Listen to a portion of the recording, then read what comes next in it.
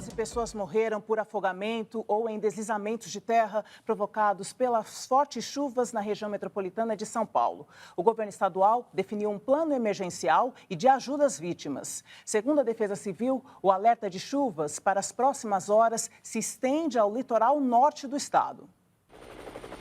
A festa acabou em tragédia em Ribeirão Pires. Um deslizamento de terra destruiu a casa e matou 4 pessoas de uma mesma família, que comemoravam o aniversário de uma das vítimas. Em Embu das Artes, o barranco cedeu sobre esta casa e matou um bebê de 1 ano.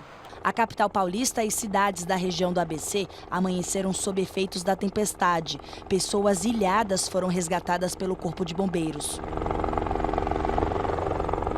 O rodízio foi suspenso e o congestionamento, pela manhã, chegou a 190 quilômetros. O governador do estado de São Paulo, João Dória, sobrevoou as áreas mais afetadas e fez um apelo pelas redes sociais. A orientação da Defesa Civil é para que as pessoas, em situações como essa, de chuvas intensas em todo o estado, inclusive granizo em várias áreas, permaneça em casa, não saia de casa. Flagrantes feitos durante a madrugada mostram a intensidade do temporal. A força da água arrastou os carros que estavam na garagem deste condomínio.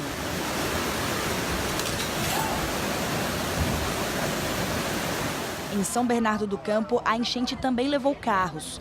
O estoque de lojas de móveis invadiu esta churrascaria.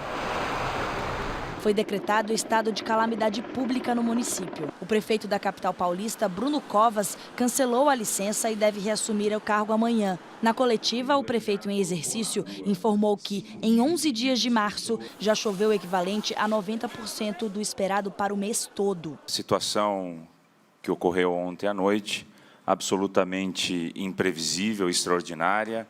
Não havia qualquer ação preventiva que pudesse corrigir o que aconteceu hoje. Os serviços de guincho estão pela cidade recolhendo os carros que chegaram a ficar submersos. Tem uma rua aqui, a Cipriano Barata, que tem mais de 80 carros no subsolo para tirar. A dona Margarida mora ao lado do rio Tamanduateí e quando a água chegou na casa dela, levou tudo. A única coisa que se salvou foi esse móvel que estava pregado na parede. Para vocês terem uma noção de onde a água chegou, olha aqui. Até aqui a água invadiu a casa dela. Comecei a tentar levantar minhas coisas, mas não deu. Aí eu tive que ficar conformada.